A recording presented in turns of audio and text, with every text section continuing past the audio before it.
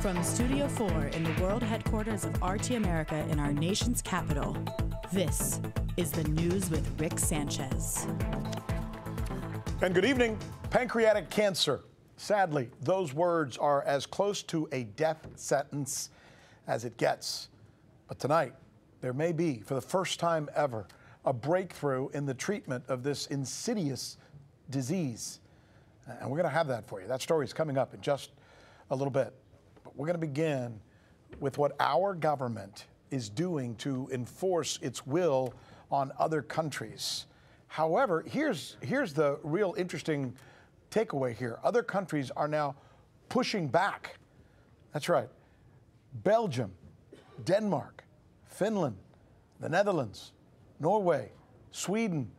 They've just joined an effort, and this is unprecedented, to create a trade exchange to bypass the United States. Mind you, these are countries who in the past have always been in lockstep with the United States. So really, we can't help but ask on a day like this, what gives, right?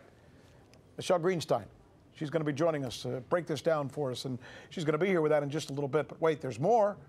Tonight, Reuters has come out with a blockbuster of a report suggesting that the Trump administration is considering a total U.S. ban on Huawei. The Trump administration would essentially be telling the second largest seller of mobile phones in the entire world, you can't do business here. You can't do business in the United States. In fact, you can't even be a part of our banking system or use our banking system. It's a very anti-market, almost socialist move from an administration that often brags about standing for just the opposite. And while still not confirmed, Reuters is reporting that the attack on Huawei, a private Chinese company, by the way, is not coming from the Treasury Department, where one would expect something like this would be founded, right? No. It's coming from the National Security Council. The National Security Council. What is the NSC's formal beef with Huawei? This gets us back to our beginning here, right? Presumably that Huawei has or plans to do business in one form or another with Iran. So the question is the United States overreaching? And what might the global blowback be in a case like this? This is where we begin tonight here on the News with Rick Sanchez, where we believe it's time to do news again.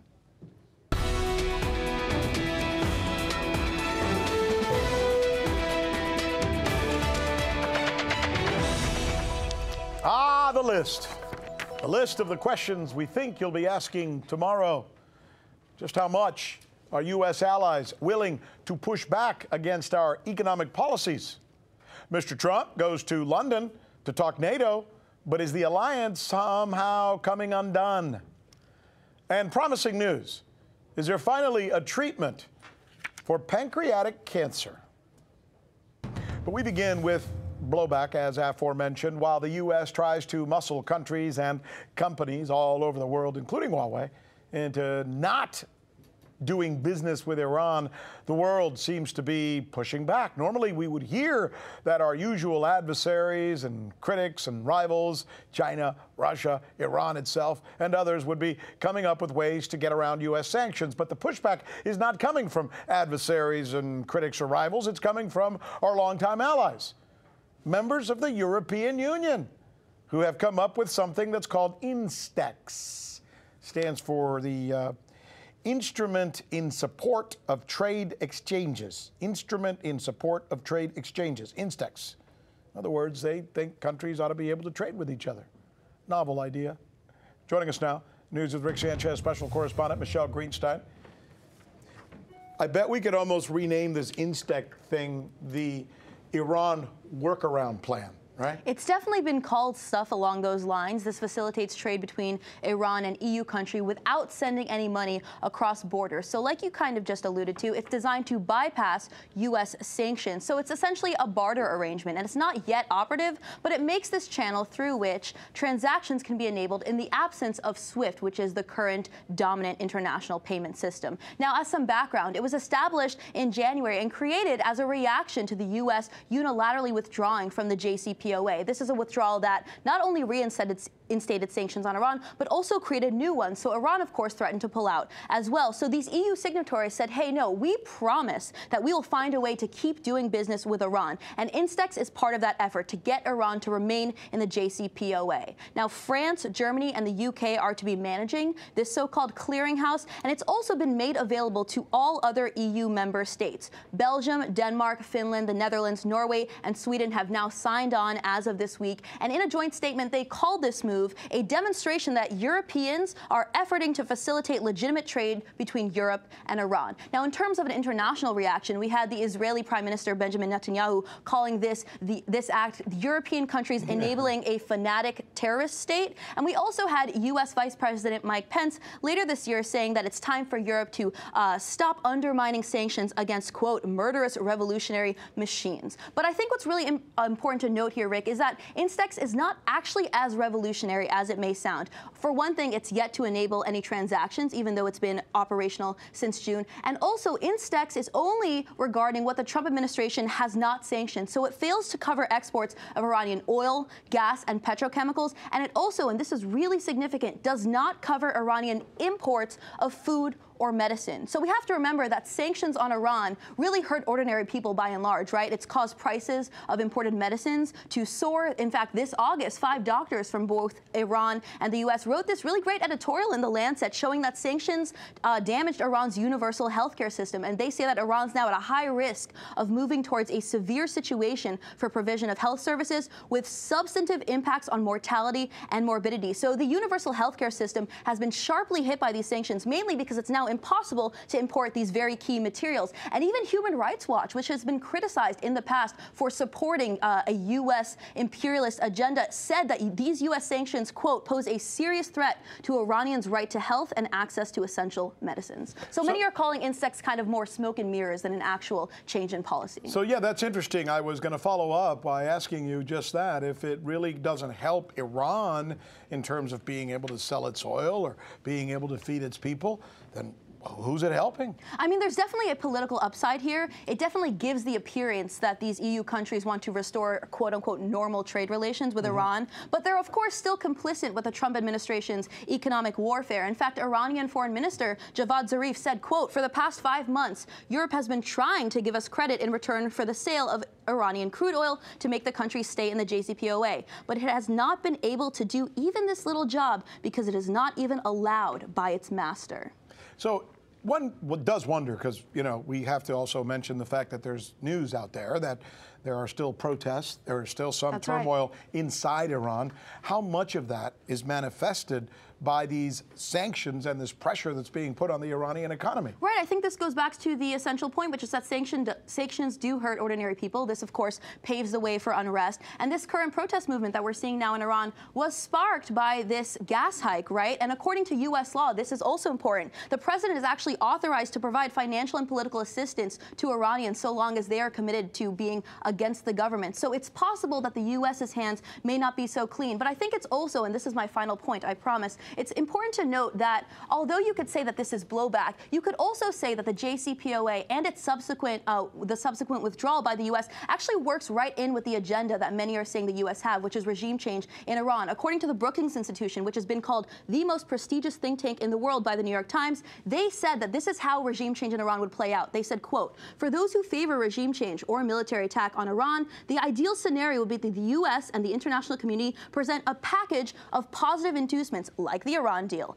And any military operation against Iran would probably be very unpopular, but the best way to maximize support is to strike only when there's widespread conviction that the Iranians were given but then rejected a superb offer. You know, you don't have to make that your final point. Stick around, because I want to bring in Sourabh Gupta now. He's a policy specialist at the Institute for China-American Studies. How about the point that Michele was just making? A lot of people would look at this and say, what the United States, and in this case, by proxy, Bibi Netanyahu, are essentially saying, right, is we don't like them, and you have to then not like them. And to prove to us you don't like them, you got to make sure you don't trade with them. I mean, it sounds rudimentary, but that's pretty much the argument. Am I wrong? You're absolutely correct. It's the fading days, the dying days of the unipolar moment, and trying to milk it as much as possible and trying to see that you coerce and force allies, partners, or anybody in the international community. But how significant is it that, I think we mentioned this earlier, guys, that this is not Russia pushing back. This is not Iran pushing back. This is not China or Pakistan pushing back. This is the European Union pushing back against the United States of America. How significant is that? I think it's very, very significant. The EU has always been an actor which has worked which has sometimes worked ostentatiously, but always in tow with the U.S. And for the first time, we are seeing the the EU actively questioning itself as to where the heck are we going with the U.S. Some European countries have followed the U.S. in many of the U.S.'s wars, and it's not really turned out well for them. Right. I think it's been a long time. Yes. Tony Blair. Libya. Egg on his face. Continue. Yep. And so they've finally come around to thinking that maybe we are not being led necessarily in the best place, in the best direction. And now with populism and Trump's trade protectionism, there's been a real divergence between the two countries. But there's a difference here too, and I think we would be foolhardy to not mention that these countries who are essentially going against U.S. policy are bound by a treaty to do that, right? Oh, absolutely, particularly in the Iran deal. And here's the real irony of it. First of all, let me get to your point. The U.S. stepped aside from the six-party deal, which was hammered out with Iran, but the other members of that deal have obligations to Iran. They signed a deal and they have to honor it, right? Exactly. So it's fine to say Iran is not honoring aspects of it, but it's also you are not honoring aspects of it. And so, I mean, they have obligations and legal obligations. Right. And this has been consecrated as a UN Security Council resolution, international law. So, I mean, you just can't walk away from these things. So they have an out. They can say to the United States, look, we'd like to be on your side on this thing, but we can't because, after all, we are signatories to this deal, this contract, and we have to honor it. Yeah. And, you know, this is where the issue has gotten completely out of hand. The U.S. used to champion international law and ensure that parties would adhere to international law. Here, the U.S. steps away from international law, and when countries try to adhere to international law, the U.S. says, I will come and sanction you. That's the point. There's a real irony there, right? Cat and mouse game. Now, let's talk a little bit about something I mentioned at the beginning of the newscast, Michele, and that's this ban on Huawei, which, when you put that together on the sanctions against Iran and what's going on with Europe, I mean, it seems very strident, doesn't it? Well, Mr. Gupta said something interesting. He said we're seeing the fading days of the unipolar moment, and it's no secret that China is a big contributor to this emerging multipolar world, right? And there are a number of front lines to this U.S.-led war on China, or the U.S. attempt to, maybe slow that rise down. One of those is the isolation of technology giants like Huawei, because this is kind of a sign of our tech domination, the Western dominance in the tech sector really being in decline. The Chinese economy is growing, especially in the technology sector. But what I want to ask you, since you've been watching this for a while, is given that the U.S. just passed this Hong Kong Human Rights and Democracy Act, right, which is sanctioning officials and also really protecting foreign influence in Hong Kong, is it possible that we're even going to see a substantial trade deal between the U.S. and China? Because even China now has pushed their own sanctions back. They're now sanctioning NGOs. And as a caveat, it just got pushed back today. The Trump administration announced today, and the market went down, that this thing may not happen when we thought it was going to happen. Maybe not until after the election, they're saying now. A substantial deal will not happen. That's absolutely certain. But I think on both sides there's an incentive structure going to get something happening. And I think particularly from both sides, frankly, Trump, obviously, we know he needs to go into the election. Manufacturing is doing terrible. Many farmers have been hurt. He needs a deal. He's played his leverage card as long as he could, and now he has lost that leverage because he faces an election and he needs a deal. China knows that. China knows it has the leverage, but it also knows that it doesn't have the leverage for an unlimited time in case the man comes back as a president. So it's yanking the president a little bit right now, but it will try to sign on to it. I never thought I would quote Sarah Palin, but I'm going to go ahead and quote Sarah Palin. Let's Are do you it. guys ready? I'm so ready. What you just suggested is that what we're going to end up is not a real deal between China and the United States, but rather lipstick on a pig. You're correct, absolutely. Or she is. My thanks to you, Sourabh. My thanks to you, Michele. Great segment, smart stuff. Tonight, President Trump is in London, as aforementioned, talking to European leaders about NATO. Mr. Trump first paid a visit to the royals, including a meeting with the future King of England. He met with Prince Charles. He met with his wife, Camilla, at Buckingham Palace. And then it was on to 10 Downing for a reception with NATO leaders from throughout Europe. Mr. Trump first met with, foremost, with NATO chief Jens Stoltenberg. Then he met with Canadian Prime Minister Justin Trudeau. However, the big newsmaker was Mr. Trump's meeting with French President Emmanuel Macron, where the two men sparred. Macron said something interesting in this meeting. I don't know if anybody else caught this, but I was monitoring it, sitting in my office, and I found this really fascinating when Macron said this. He suggested to Mr. Trump that the real problem with NATO comes down to this question. And he said it. He looked over at Mr. Trump and said these words: "Who is our enemy today?" That's what he said. He looked at Trump and said, "Who is our enemy today?" Think about that.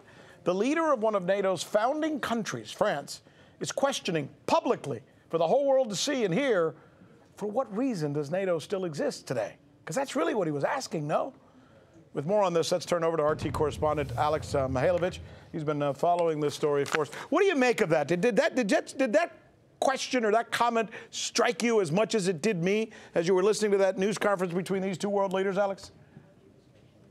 Well, did it strike me at the same time, you know, whether the French are the ones that are pushing about talking about Russia when it comes to who's the enemy of NATO. Right. But really, who is the enemy of NATO, right? So that is a great question. And this is what's happening. This is sort of a pattern that we saw during this summit, starting with Macron. These people are showing disappointment in the organization, in their membership in the alliance. So Macron's saying, really, well, the bottom line there, what is our strategy? Mm-hmm. What is our strategy? Who do we fight? Who are we fighting? How do we fight terrorists? How do we fight terrorists when one day we're fighting alongside the Kurds and the next day one of our NATO members is fighting the Kurds? So strategy is a big key there. The second factor here that many are talking about, including President Trump, is money. Who's pulling their weight in this organization? And he's complaining about that constantly, and for good reason. Look, out of all the countries, when it comes to military funding, the U.S. makes up 70% of all military funding in NATO. Now, to be fair, the U.S. is the biggest buyer of military equipment on the face of this planet, so obviously the numbers are going to be different. But when you go to NATO specifically, 22% of the NATO budget, which includes clerical, which includes summits, which includes all these different things, those numbers, so 22% the U.S., and then up to 25% would be France, UK, and Germany all together. So you see that the Americans are actually pulling more weight than anybody else there. Now, also, we're talking about disappointments here. Well, there's some people that are quite happy with NATO. That would be the UK's Prime Minister, Boris Johnson, for one. Here he is.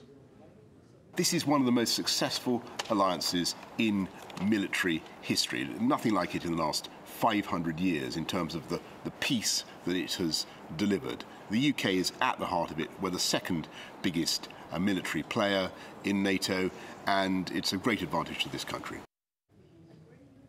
Okay, NATO's never had to defend itself from anything, so we don't know really how good it is at that. Maybe it's deterrent. It could be deterrent. You know, we have a lot of member states here, so that could be the big thing here. But really, what has NATO done to date? They've attacked sovereign nations such as Serbia and Libya and Iraq, who were no threat to any NATO countries whatsoever. But is NATO discussing this? No, they have more important things to talk about, like dysfunction within NATO, and of course, underfunding, two hot topics that Macron was talking about. Here's President Macron of France.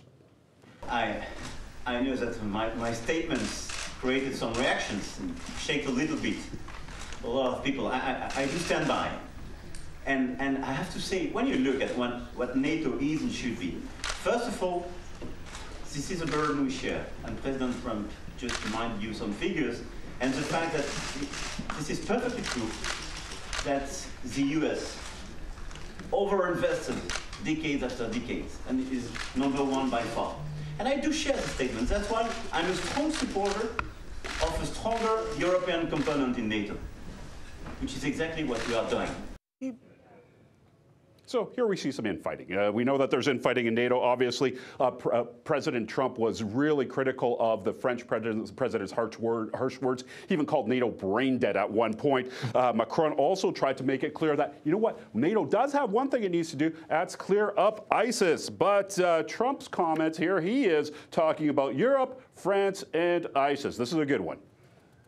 We have a tremendous amount of captured fighters, ISIS fighters, over in Syria, and they're all under lock and key, but many are from France, many are from Germany, many are from UK. They're mostly from Europe, and some of the countries are agreeing. I have not spoken to the president about that. Would you like some nice ISIS fighters? I can give them to you. You can take everyone you want. There he is, Trump punching away. Are we going to go back to freedom fries and freedom toast? Just maybe, because Trump doesn't like the French very much. He's also talking about, you know what, he's saying, you know what, this is not just about NATO. Trump is making a point of talking about trade here. He's saying that he's going to be punishing the French, taxing their wine. He's saying Europe has treated America unfairly, and it's time that that deal is settled as well. America wants, you know, a better deal with Europe when it comes to trade as well. And as the town barker in the circus once said, let the games begin. Thank you, Alex Mihailovich. Very comprehensive, good report. Well done. Tonight, there is good news that we want to share with all of you, and it's on the cancer front. There is no more insidious disease than pancreatic cancer. It is as close to a death sentence as exists in medicine today. The numbers staggering. 95% of the people who are told they have this type of cancer will die, many of them within a year. But medical researchers in Israel say they have developed a special molecule that can eliminate a huge percentage of the cancerous cells in just one treatment. You have no idea how big this might be. That is why we're including it in our newscast tonight. For more on this, we turn to RT contributor Mollye Barrows. Molly, is it as big as it sounds? It is as big as it sounds, Rick. This is huge news. As you said, this is a death sentence for many people. I've lost a close friend to pancreatic cancer. I know we lost Bart Chilton, a boom bust, earlier this year to pancreatic cancer. It is a death sentence. And this new molecule, basically, that was led by researchers at Tel Aviv University. They're extremely excited about this. This molecule basically works by making cancer cells self-destruct. The more they multiply, the more they die off. So they're extremely excited about it. Another positive to this, that it doesn't impact other cells. So they studied it in mice. They injected these mice with basically pancreatic cancer cells. They allowed these tumors to grow, and then they gave them daily injections of this molecule called PJ34 every day for 2 weeks. And a month after that, they said that the tumor cells were reduced by 80 to 90%. And in one mouse, entirely gone. So that's huge, because if you've ever had a friend or any loved one that has been impacted by cancer, and certainly if it's taken their life, essentially these tumors take over the inside of your body and your body just can't function anymore. So to be able to reduce the size of these tumors, to keep them from growing, to in fact make them go away, that's enormous. I mean, they're not calling it a cure, but there's so many more studies that need to be done, but it is extremely hopeful. They're very excited about this. This study was in fact published recently in a medical journal, and there's been a lot of discussion about it, and that's what we're talking about it now. So, I mean, you're talking a disease that killed almost 500,000 people last year worldwide, over 430,000. So there is a huge need to impact this. It's a very aggressive form of cancer. No treatments have been working so far. And the upside, Rick, is this isn't the only type of cancer that they're looking to use this particular molecule to treat. They think it could be effective in treating some other deadly forms of resistant to treatment types of cancers as well. You know, the issue with disease like this, as insidious as it is part of the problem is you don't have it, you don't even know you have it until you have it, right? Right. So this is one of those, it's very difficult to prevent, very difficult to locate. So I guess the way this is going to work is once they find that you have it, this is essentially obviously not a cure, but at least the first time we've come up with some kind of significant treatment, right? Is that the right nomenclature or description? Yes, that's a perfect description for this because, I mean, again, talking about just the sheer toll that it's taken on Israel alone, they've seen a spike in pancreatic cancer cases in the last 5 years. It's now the 4th leading cause of cancer death in that country. In the United States, it's estimated that in the next 10 years, this disease will be the 2nd leading cause of cancer death. We've heard a lot about it because of Alex Trebek again on Jeopardy. And so these particular researchers are very excited about this. I mean, you're talking 2 weeks, 14 days of daily injections, and it's the holy grail of cancer treatment. It doesn't matter how you try to treat cancer patients with chemotherapy or other types of therapy. It takes such a toll on their body. Even if they survive the cancer, their bodies are worn out. Oftentimes, organs will start to fail simply because their bodies are worn out from undergoing the chemotherapy or the different types of treatments used to kill the cancer. So not only has this been an effective treatment, this particular molecule, towards making these pancreatic cancer tumors go away, but it hasn't hurt other cells as well. So it keeps the patient fairly healthy in that regard. That's what they saw with these mice. So from here on out, they hope that this is going to bring hope to the some 1,200 people who are diagnosed every day with this disease. It's just a matter of getting the funding to do more testing. They're going to move on to larger animals, and they hope to be able to take it to humans in the next couple of years. Yeah, unfortunately, there's people out there who don't have the time. A lot of people are going to be saying, I want to know more about this. I know somebody who's suffering from this, but the regulatory burdens are still having to be met. So as this thing continues, we're going to keep an eye on it, and we'll continue to report on the progress for you. That's a great report, Molly. We certainly appreciate you taking time to join us tonight. Thanks, Rick.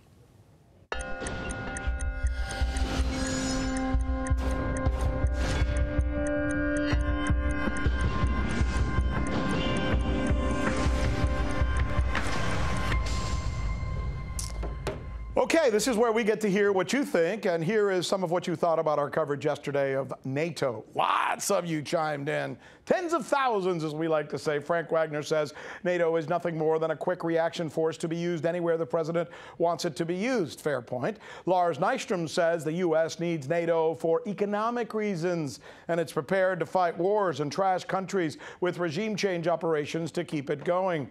Orange Ramai disagrees. He says, nope, NATO is not obsolete. It played its role in the balkanization of former Yugoslavia and attempted to do so in Iraq and Syria. Fair points all. Sultan says, about NATO, I'm French. It's not necessary, and Russia's not an enemy. James Kelman says, Rick and Michele's professionalism keeps me coming back. Thanks for the awesome journalism. That's really nice of you to say that, by the way. And then finally, James Thompson says, love your show, Rick. Please let guests contribute without interrupting them. I knew that was going to come. Sorry. I'm a highly imperfect man. I get a little too passionate. I talk a little bit sometimes with my hands. That's why I'm trying to keep them down. And I always brag about my kids. But hey, who's perfect? Appreciate the feedback. If you want us to know what you think, by the way, leave a comment on the YouTube page, and we might get a chance to share with the rest of our viewers what you have to say. One other thing, and this is important. If you haven't already done so, click subscribe while you're watching our video to join more than 1 million people who have already done the same. We want you to be a part of our RT family. That's our news. Thanks so much for being with us. We'll be looking for you again when it'll be time to do news again, by golly.